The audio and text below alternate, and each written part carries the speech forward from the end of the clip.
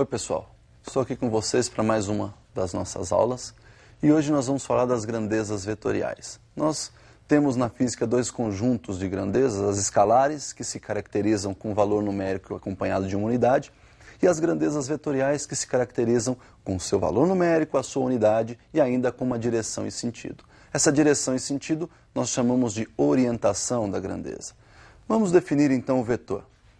O vetor é um segmento de reta, representando aí então esse segmento uma direção, e que nós vamos orientar. Essa orientação aí sobre a direção nós chamamos de sentido. Então percebam que nós temos aí uma reta horizontal orientada da esquerda para a direita.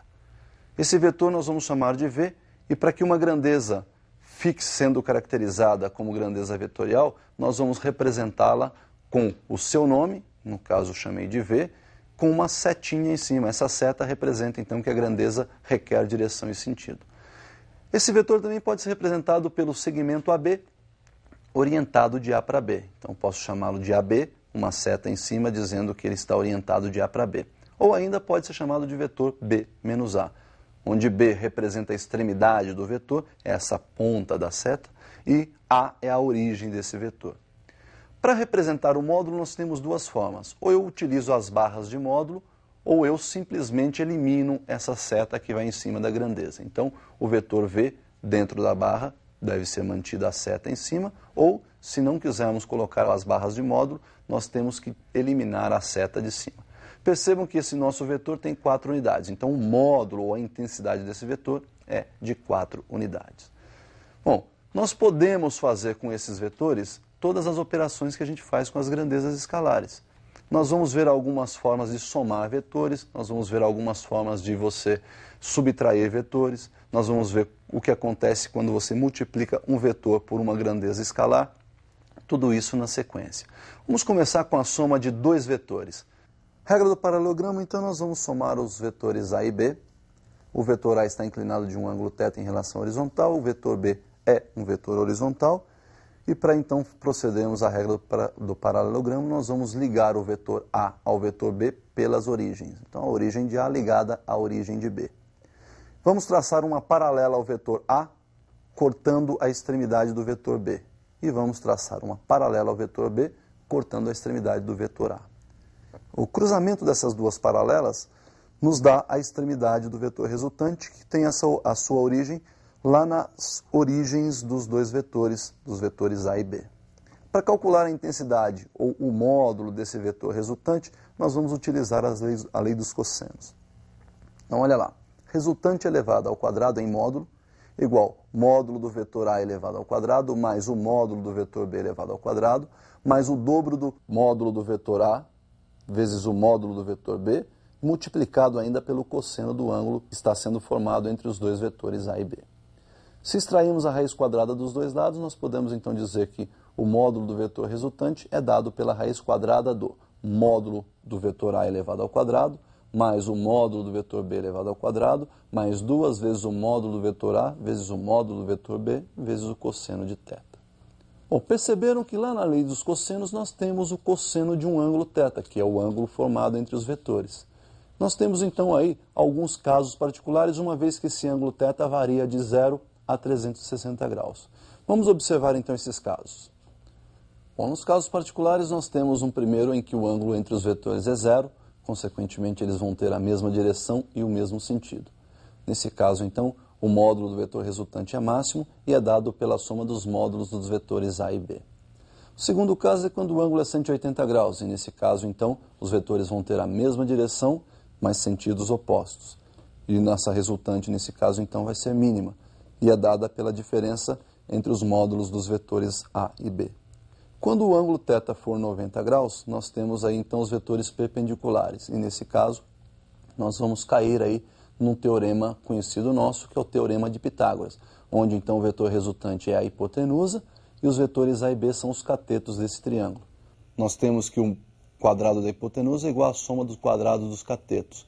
Então percebam que o módulo da resultante elevado ao quadrado vai ser igual ao módulo de A elevado ao quadrado mais o módulo do vetor B elevado ao quadrado. Bom, percebemos então que esses casos se aplicam à soma de 2 vetores. Quando nós formos somar mais do que 2 vetores? Bom, Para isso, nós temos uma segunda regra, que é a regra do polígono. Então vamos observar como é que fica essa regra do polígono. Nós temos aí alguns vetores, vetor A, vetor B, vetor C, o vetor D e o vetor E, cada um aí com a sua direção e o seu sentido, como aparecem na figura, e nós vamos somar aí numa ordem aleatória os vetores A, B, E e C. Para proceder então à regra do polígono, nós vamos unir todos esses vetores da seguinte forma, mantendo a mesma direção, mantendo o mesmo sentido e o mesmo módulo, a mesma intensidade, o mesmo tamanho de cada vetor.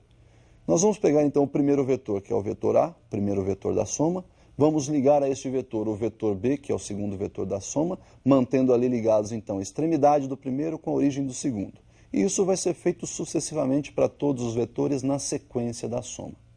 Ao término da colocação desses vetores, o que nós devemos fazer? Nós devemos ligar a origem do primeiro vetor, que será a origem também do vetor resultante, com a extremidade do último vetor, que será também a extremidade do vetor resultante. E aí então está realizada a soma de todos esses vetores. Bom, percebemos então aí duas regras bastante importantes e bastante simples de serem aplicadas, né? Para a soma de vetores, nós então temos essas duas possibilidades. E quando nós quisermos, por exemplo, multiplicar uma grandeza escalar por uma grandeza vetorial, isso pode acontecer e também é simples de ser feito. Vamos observar como isso acontece na prática.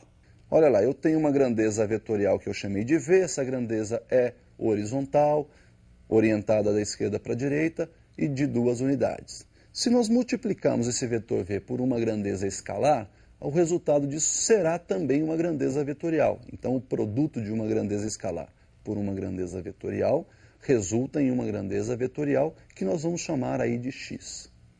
Bom, vamos exemplificar isso aí. Se nós considerarmos que essa grandeza escalar vale 2, nós temos que a grandeza x será o dobro da v, da grandeza v. O nosso vetorzinho x é o dobro do vetor v. Daí, então, basta você somar o vetor v a ele mesmo para obter aí a extensão do vetor x. Um outro caso particular trata-se do vetor oposto. Vamos imaginar um vetor y que nós vamos multiplicar por um escalar menos 1. Quando você multiplica esse vetor y pelo escalar menos 1, você na verdade está invertendo o sentido do vetor y. Isso proporciona então uma grandeza vetorial, que eu vou chamar de z, que tem a mesma direção do vetor y, a mesma intensidade, portanto a mesma dimensão, porém o sentido oposto. Então só vai alterar aí o sentido do vetor. Com a aplicação desse vetor oposto, a gente vai então fazer aí na diferença dos vetores. Quando a gente, na verdade, soma um vetor A com o vetor B, a gente usa a regra do paralelogramo, né? Se a gente, por exemplo, fizesse a soma do vetor A com o vetor oposto de B, nós estaríamos, na verdade, somando A mais menos B. Vamos ver como é que fica isso na prática. Perceba a diferença de vetores. Olha aí, nós temos o vetor A, o vetor B, com suas direções e os seus sentidos, como você vê na figura, e nós vamos somar, então, o vetor A ao vetor oposto de B. Olha, vamos inverter esse vetorzinho B, vamos ligar a origem dele na origem do A, e nós vamos fazer aquele procedimento da lei ou da regra do paralelogramo. Traçar as duas paralelas e obter aí, então, o resultante ou o vetor diferença, que eu chamei aí de vetor D. Então, percebam que o D, ou seja, o vetor D, vetor diferença, é o vetorzinho A menos o vetor B. Ou seja, é a soma do vetor A com o vetor oposto de B. Se a gente deslocar esse vetor A um pouquinho para cima, ali, olha, até que a sua origem coincida com a extremidade do vetor B, eu posso ter uma outra configuração dessa figura.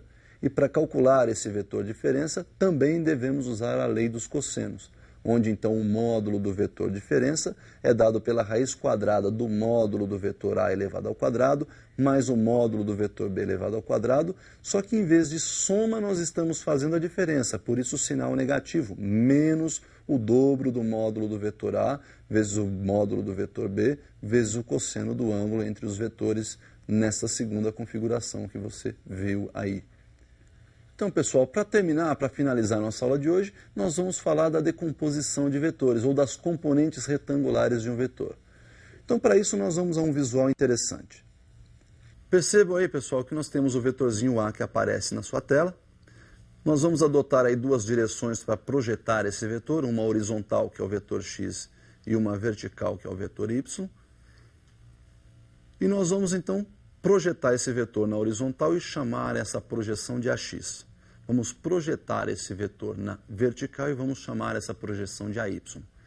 Perceba que se a gente deslocar esse AY um pouquinho para a direita, olha lá, até que a sua origem coincida com a extremidade do AX, nós temos um triângulo formado por A, que é o nosso vetor, que vai fazer o papel aí do triângulo de hipotenusa, temos o AX, que faz o papel de um dos catetos, e temos o AY, que seria o outro cateto. Percebam que para o ângulo θ, o AX é cateto adjacente, e o nosso AY passa a ser o cateto oposto. Portanto, para determinarmos a intensidade de AX e a intensidade de AY, nós vamos usar o seno e o cosseno desse ângulo θ. Perceba que AX é o nosso cateto adjacente.